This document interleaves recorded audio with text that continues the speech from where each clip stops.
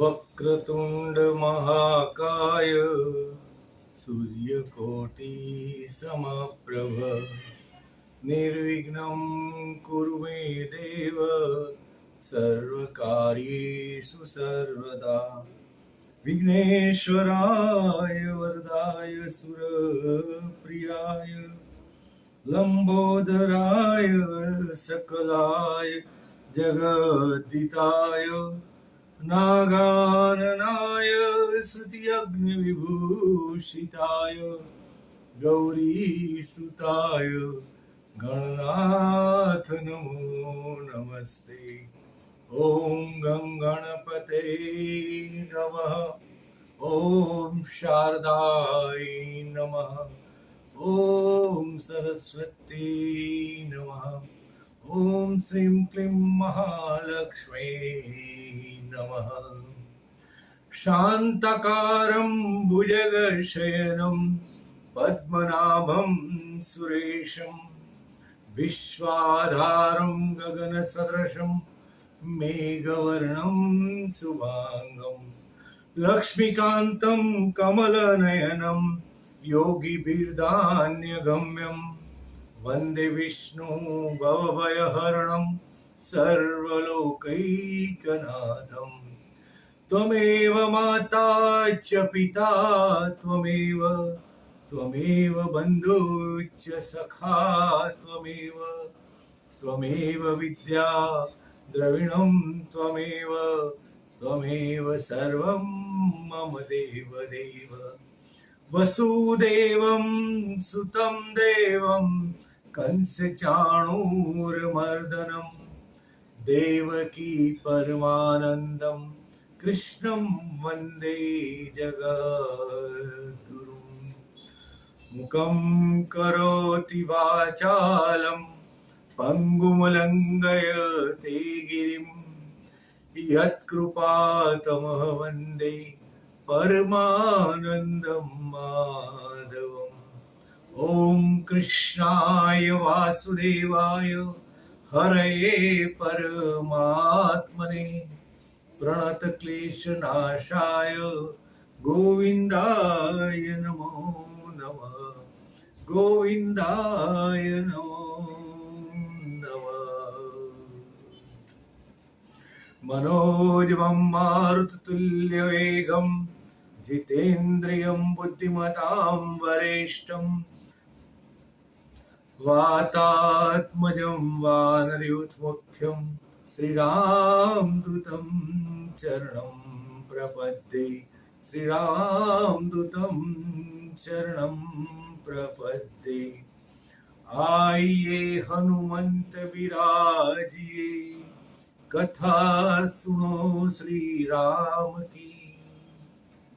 श्री रामचंद्र भगवान की जय। श्री कृष्णचंद्र भगवान की जय।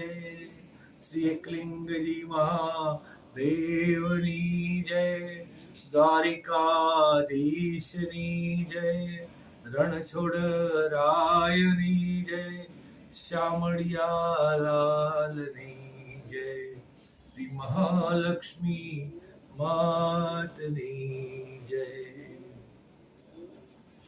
श्री आदि कवि महर्षि वाल्मीकि रचित रामायण अयोध्या कांड नो श्री जनक ने अष्टावक्र संवाद नु प्रकरण त्रीजू। अष्टावक्र बोल्या तू शत्रु जेवा काम ने अर्थ भरेला धन ने અને બંનેના કારણરૂપ ધર્મને પણ ત્યજી દે। અષ્ટાવક્રે નવી જ વાત કહી, કામ ધન અને ધર્મને પણ ત્યજી દઈ બધે જ અનાદરૂપેક્ષા કર, ક્યાંય લાલસા રાખીશ નહીં। બધા જ શાસ્ત્રો અને નીતિ ગ્રંથોએ કામને શત્રુ કહ્યો છે। કામ વિના જગતનું અસ્તિત્વ ટકી શકે જ નહીં। જગતનું સર્જન જ કામ દ્વારા થાય છે અને થઈ જશે। તેમ છતાં કેમ બધાએ કામ નિંદા કરી હશે? એના મૂળ કારણમાં એ જ છે કે કામ અને કામનાઓની તૃપ્તિ માટે અનર્થરૂપી ધનની આવશ્યકતા હોય છે। ધન વિના કોઈ કામનાની તૃપ્તિ થતી નથી। એ ધન લાવવું ક્યાંથી? થોડી ઘણી અનિતિ કે પ્રપંચ વિના ધન પ્રાપ્તિ થતી નથી અને જો નીતિપૂર્વક પારિશ્રમિક શ્રમનું મૂલ્ય મેળવાય તો તે ઉદર પોષણથી અધિક મળતું નથી. લોકો જેને કહે છે તેવું ધર્મ કાર્ય કરવું હોય કે સદાવ્રતો બાંધવા હોય, ધર્મશાળાઓ ચણાવવી હોય, મંદિરો બનાવવા હોય કે યજ્ઞો કરવા હોય કે પછી માનવની સેવા કરવી હોય તો તે ધન વિના થઈ શકતી નથી. આમ ધર્મના મૂળમાં પણ કામના જ હોય છે અને અનર્થથી મેળવેલું ધન પણ હોય છે. આ બંને દૂષણો ધર્મના મૂળમાં હોવાથી તું ધર્મને પણ છોડી દે અને એ ત્રણેયનો અનાદર કર. માનવીને જે જે વિષયમાં તૃષ્ણા થાય છે ત્યાં ત્યાં તેના સંસારનું સર્જન થાય છે અને સંસારની જાળ ગૂંથણીના બંધનમાં બંધાઈ જાય છે. એટલે તૃષ્ણાને બંધ અને તૃષ્ણાનો ત્યાગને મોક્ષ કહ્યો છે.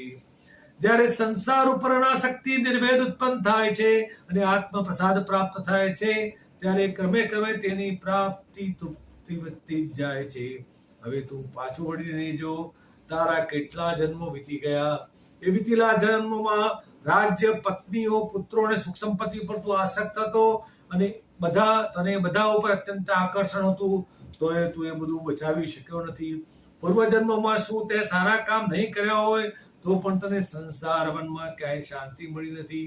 તો હવે તું સુકૃત કર્મો, સારા કર્મો કરવા પણ રહેવા દે. તે કેટલાય જન્મોથી કોઈને શરીર, મન અને વાણીથી દુઃખ આપનારું કામ કર્યું નથી, તો પણ તને ક્યાં શાંતિ મળી છે. હવે એ બધું જવા દે. હું ખોટું કરું છું, હું એનો દેહાભિમાનનો પરિત્યાગ કરી શાંત થા. હું કરતા ભરતા હરતા જ નથી. તું તો સર્વવ્યાપી દ્રષ્ટા, સાક્ષી માત્ર છે.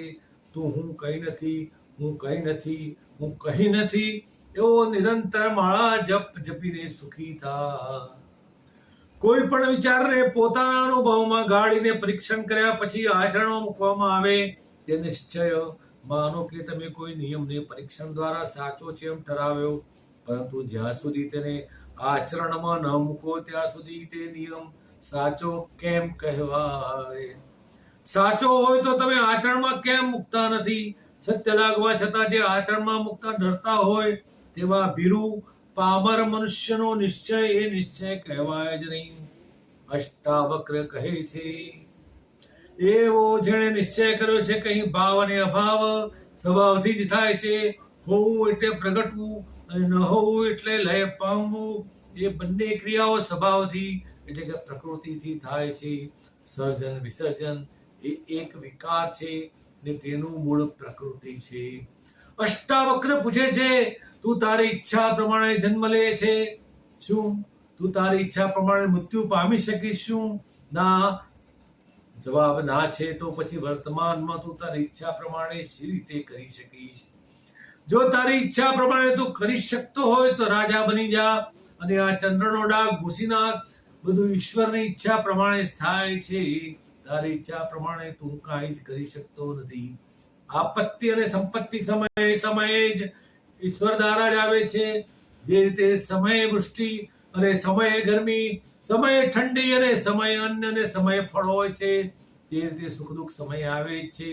જન્મ અને મૃત્યુ પણ સમયે જ આવે છે. તે ઈશ્વર દ્વારા જ થાય છે. માનવી પોતાની ઈચ્છા પ્રમાણે જન્મ કે મૃત્યુ મેળવી શકતો નથી. જન્મ અને મૃત્યુમાં તે પરાધીન છે, પરંતુ તે વચ્ચેના ગાળામાં જીવન અંતર્ગત સુખ દુઃખનો વાગદોર પોતાના હાથમાં ઝડપી લેવા જાવા મારે છે. શું તમે ઈશ્વરની ઈચ્છા સામે તમારી ઈચ્છા ગોઠવી ઈશ્વરની સામે સ્પર્ધા કરવા માંગો છો? જેમ સમયે ધાન્ય પાકે, સમયે ફળ આવે અને જે રીતે દુઃખ આવવાના સમયે દુઃખ આવશે અને સંપત્તિ પ્રાપ્ત થવાના સમયે સંપત્તિ મળશે, બધું ઈશ્વરને આધીન છે. તમારા કહ્યા પ્રમાણે કશું થતું નથી. માનવી પોતાને કરતા માનવા લાગે છે, તેથી જ તે સુખ દુઃખનો ભોગતા બને છે. સર્વ દુઃખોનું મૂળ ચિંતા છે. હું દેહ નથી, દેહ મારો નથી, કેવળ હું બોધરૂપ છું એમ માની કરેલા અને ન કરેલા કર્મોનું સ્મરણ કરવું વ્યર્થ છે. બ્રહ્માથી માંડીને તણખલા સુધી માત્ર હું જ વિસ્તરેલો છું એમ જાણ્યા પછી કર્મોના સ્મરણનો કશો અર્થ રહેતો નથી. આ આશ્ચર્યભરું અનંત વિશ્વ વાસના રહિત માટે માત્ર ચૈતન્ય રૂપ જ છે. આવો જેણે નિશ્ચય કર્યો છે તે સુખ પામે છે, શાંતિ મેળવે છે અને આનંદ પ્રાપ્ત કરે છે. ત્યારે જનકે કહ્યું, હું શારીરિક કર્મોથી કંટાળી ગયો છું. વિવિધ પ્રકારના કર્મો કર્યા પણ પરિણામ ન આવ્યું. ત્યારે મને લાગ્યું કે ફળ મારી ઈચ્છા પ્રમાણે નહીં, ઈશ્વરની ઈચ્છા પ્રમાણે મળે છે. જેમ ગાડા નીચે ચાલતું શ્વાન સમજે છે કે ગાડું હું ખેંચું છું, તેમ અત્યાર સુધી હું એમ જ સમજતો હતો. હવે મને લાગે છે કે ગાડું ખેંચનારો હું નથી. તેથી હવે કર્મો મને ભારરૂપ લાગે છે. અનેક કર્મો કરીને હું થાકી ગયો છું. હું વિવિધતાયુક્ત વાણી બોલું છું, પરંતુ વાણી સાથે આચરણનો તાલમેલ આવતો નથી. હું લોકોને બાળકોને નીતિપૂર્વક ચાલવાનો ઉપદેશ આપું છું, પણ મારું જ આચરણ ઉપદેશથી વિપરીત હોય છે. એટલે હવે હું વાણીથી પણ કંટાળી ગયો છું. હું મન દ્વારા જેમ ચિંતન કરું છું, તેમ નવા નવા વિચારો, વિવિધ પ્રકારની કલ્પનાઓ ઊભી થાય છે. એટલે હવે તો હું ચિંતનથી પણ હારી ગયો છું. શબ્દ આદિ ઇન્દ્રિયોના વિષયોમાં પણ હવે મને આસક્તિ રહી નથી. કોઈ શબ્દો મીઠા હોય છે તો કોઈ શબ્દો કડવા હોય છે. કોઈ શબ્દોમાં સ્તુતિ હોય છે તો કોઈ શબ્દોમાં નિંદા હોય છે. આ બધા સારા ખોટા શબ્દો કે અપશબ્દો બધા જ વર્ણમાલાના અક્ષરો છે. એટલે હવે મને શબ્દોમાં પણ રાગ રહ્યો નથી. કર્મો કરતા કરતા તું નેતા બની જઈશ. લોકો વાહવાના ધ્વનિ ગજાવશે. એથી ફૂલાઈને તું લોકેશણા અને વિત્તેષણામાં બરાબર બંધાતો જઈશ. પરિણામે તારે તેની પ્રાપ્તિ માટે શોષણનો માર્ગ સ્વીકારી આત્માની અધોગતિ નોતરવી પડશે. ચિંતન કરતા કરતા તું દાર્શનિક બની જઈશ અને સાગરના તરંગો ગણતો થઈશ. સાગરની શાંતિ તું સમજી શકીશ નહીં. આત્મા દ્રશ્ય છે, તું સ્વયં જોનારો છે, દ્રષ્ટા છે. એટલે જોનારાને જોવાનો કોઈ ઉપાય હોતો નથી. આત્મદર્શન કરવું હોય તો તેના બે ભાગ કરવા પડે. તેમાં એક દ્રશ્ય રહે અને બીજો દ્રષ્ટા રહે, પરંતુ એ સંભવ છે. આત્મદર્શન તો આત્માની જ અનુભૂતિ થાય છે. તે છે તેને સમજાવવા કે કહેવા માટેનો માત્ર વ્યવહાર પૂરતો માત્ર શબ્દ જ છે, બધું કાંઈ નથી. સારું છે કે આત્મા અદ્રશ્ય છે, એટલે આપણે તેને શોધવાની ચિંતા કરવાની ઉપાધિમાંથી છૂટ્યા. આપણા માટે તો કોઈ પણ પ્રકારે વિક્ષેપ પ્રૂફ રહ્યો નથી. જેના મનમાં વિક્ષેપ હોય તેને માટે સમાધિ એ વ્યવહાર છે, વિક્ષેપ દૂર કરવાનો ઉપાય છે કે જેના વડે મન શાંત થાય છે. પરંતુ સમાધિ તો ત્યારે છે જ્યારે સાધકને હું સમાધિ ધારું છું એવું જ્ઞાન પણ ન રહે. તમે સમાધિની પહેલે પાર જતા રહો. સમાધિ દ્વારા આત્માનું ધ્યાન ધરવું એ પણ ક્રિયા છે. જ્યાં ક્રિયા કરવાની હોય ત્યાં હું તો રહે જ છે. આ પ્રકારનો નિયમ જોઈ હું સમાધિથી રહિત થયો છું. હે પ્રભુ, તાજ્ય અને ગ્રાહ્ય, હર્ષ અને શોકના અભાવથી હું જેવો છું તેવો જ તમારી સમક્ષ સ્થિત છું. હું જે કાંઈ છું તે છું જ તમે અને તમારો ગણેલો છું. મારે મહાત્મા, વિદ્વાન, જ્ઞાની થવાની ટાપટીપ કરીને આવવાની શી આવશ્યકતા છે? શું પરમાત્મા મને જેવો છું તેવો અંગીકાર નહીં કરે? એ વાત જ ખોટી છે. પ્રભુની પાસે જતા પહેલા રંગરોગાન ટાપટીપ કરવાનું કોઈ કારણ નથી. ખરું ખોટું, કર્તવ્ય, શુભ અશુભ બધું ગયું, કારણ કે હું કરતા જ રહ્યો નથી. હવે મારે તો હર્ષ અને વિષાદ પણ નથી. વર્ષોની તપસ્યા પૂરી થઈ. શિષ્યોએ બુદ્ધને પૂછ્યું, ભગવાન, આપને આટલી તપસ્યા કર્યા પછી શું પ્રાપ્ત થયું? શાની ઉપલબ્ધિ થઈ? ત્યારે બુદ્ધે હસીને કહ્યું, તપસ્યાને લીધે મને કશું જ મળ્યું નથી, પરંતુ જે મળેલું જ હતું તેની માત્ર જાણ થઈ છે. મારામાં જે સંપદા હતી તેનાથી હું અજાણ હતો. તેથી ન જાણે ક્યાં ક્યાં શોધતો ફર્યા કરતો હતો. હવે શોધનો અંત આવ્યો. આપણા એક નહીં, બે નહીં, ચાર વર્ણના વિભાજનો છે. વિભાજન એ એક મોટો ઉપદ્રવ છે. અવિભાજ્ય અને અખંડની ઉપાસના કરનારને જીવનના ખંડ કરવા પડે. બ્રાહ્મણ એ બ્રાહ્મણ છે અને શૂદ્ર એ શૂદ્ર છે. એ રાજદ્વારીઓએ ઊભી કરેલી શોષણ નીતિ છે. સમગ્ર એક અખંડ ચૈતન્ય છે. તેનું વિભાજન કોઈ રીતે થઈ શકતું નથી. વર્ણભેદ અને આશ્રમો એક પ્રપંચ જાળ છે. આ બધું છોડી દઈ હું જેવો છું તેવો સ્થિત છું.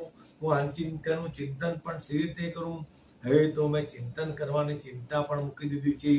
અધાર્મિક મનુષ્ય સંસારની ચિંતા કરે છે અને ધાર્મિક મનુષ્ય તો સંસાર અને પરલોક બંનેની ચિંતા કરે છે. એટલે મેં તો બધી ચિંતાઓ માંથી મારો હાથ કાઢી લીધો છે. સંસાર સાગર તો સ્નાન કરી પરિશુદ્ધ થવા માટે છે, ડૂબી મરવા માટે નથી. જેણે જપ તપ ચિંતન મનન ધ્યાનથી ધારણાથી જે જ્ઞાન મેળવ્યું છે તે કૃત્ય છે. પરંતુ જેણે કશું જ કર્યા વિના એવા સ્વભાવ વાળો છું એવું જ્ઞાન પ્રાપ્ત કર્યું છે, તેની તો વાત જ શી કરવી. તેની કૃતકૃત્યતા તો અવર્ણનીય છે. આ વિરાટ સંસાર રણમાં મારી શી વિષાદ, હું કોઈ લેખામાં નથી, હું કાંઈ જ નથી. આવી પ્રતીતિ એટલે અંકિંચન ભાવ. આ અંકિંચન ભાવથી જ એક મળેલું સ્વાસ્થ્ય કોપીન ધારણ કરવાથી સંન્યાસ લેવાથી એ ક્યાંય અધિક છે. સ્વાસ્થ્ય એટલે પોતાનામાં સ્થિતિ, અસ્વાસ્થ્ય એટલે પોતાનું કેન્દ્ર છોડી બહારનો ધન કીર્તિ લોકેશના વિવિધ ભોગો પાછળનો ભટકારો. કોપીને લંગોટી ધારણ કરવી એ જો સંન્યાસ હોય તો અકિંચન ભાવ પરમ સંન્યાસ છે. એટલે હવે મને ગ્રહણ કે ત્યાગની કોઈ ચિંતા રહી નથી. અંકિંચન ભાવ એવી સ્થિતિ છે કે જેમાં નારી ને પતનનું કારણ ગણીને ત્યાગવાની નથી કે ફૂલોનો હાર માનીને ગળામાં ધારણ કરવાની નથી. નારીને આ બંને તે બોલવનારા લોકો મહામૂર્ખ દશામાં જ વિચરતા હોય છે. અકિંચન ભાવ તો નારી પણ નથી, નારી પણ કંઈ જ નથી અને પોતે પણ કંઈ જ નથી. मैं सब कुछ हूँ, मैं भी कुछ हूँ, ने સ્થળે मैं कुछ भी नहीं हूँ એવો ભાવ આવે તો સાચો અંકિંચન ભાવ છે. આ અંકિંચન ભાવ આવતાની સાથે જ હું સર્વકાય છું એવા ભગવાન રૂપ બની જવાય છે. સંન્યાસી માને છે કે હું જેવો તેવો નથી, મેં તો કોપીન ધારણ કર્યું છે. તેથી તે પણ અહમ ભાવના ગંદા પાણીમાં ડૂબી રહ્યો છે. પૂર એટલે નગર, પૂરમાં રહેનારો પુરુષ. શરીરે 70 કરોડ જંતુઓનું મહાનગર છે. આ મહાનગરમાં રહેનારો પુરુષ સુખી નથી. તેને રોગોથી ઘેરાવાનો દુઃખ, શરીરનું દુઃખ, વાણીનું બોબડા તોતડા થવાનું દુઃખ, કોઈ વાર કોઈને શબ્દ બાણ વાગી જાય ને તે પ્રતિશોધ લે તેનું દુઃખ, અને ચિંતન મનનમાં ભિન્ન ભિન્ન વિચારો ઉભા થવાનું દુઃખ. એવામાં અનેક પ્રકારના દુઃખો છે. ભોગી ચિંતા કરે છે કે હું જગતની બધી ભોગ સામગ્રી ભેગી કરી બધાને આંજી નાખું. યોગી ચિંતા કરે છે કે હું પદ્માસન, સિદ્ધાસન અને સમાધિ દ્વારા અનેક સિદ્ધિઓ મેળવીને બધાને આંજી નાખું. આમ જોગી અને ભોગી બંને હું કંઈક છું બતાવવાનો પ્રયત્ન કરી રહ્યા છે ને તેમાં જ ડૂબી રહ્યા છે. એટલે હું તો બધા વિષયોમાં પરમાત્માના હસ્તાક્ષર કરાવી માત્ર નિમિત્ત બની જે કાંઈ સારું ખોટું કામ આવી પડે તે કરું છું. इति श्री महर्षि वाल्मीकि रचित रामायण अयोध्या कांडनो जनक राजा ने अष्टावक्र संवाद नु प्रकरण त्रीजु समाप्त. बोलो श्री रामचंद्र भगवान की जय. कृष्ण कन्हैया लाल की जय. अच्युतम केशवम राम नारायणम कृष्ण दामोदरम वासुदेव श्री हरि. श्रीधरम माधवम गोपिका वल्लभम जानकी विनायकम श्री रामचंद्रम भजे. सर्वे भवन्तु सुखिनः, सर्वे सन्तु निरामय, सर्वे भद्राणि पश्यन्तु मा कश्चिद दुःख भाग भवेत्. ओम शांति शांति शांति. हरि ओम तत्सत्. रघुपति राघव राजा राम पतित पावन सीताराम. सुंदर विग्रह मेघाश्याम गंगा तुलसी शालिग्राम. रघुपति राघव राजा राम पतित पावन सीताराम.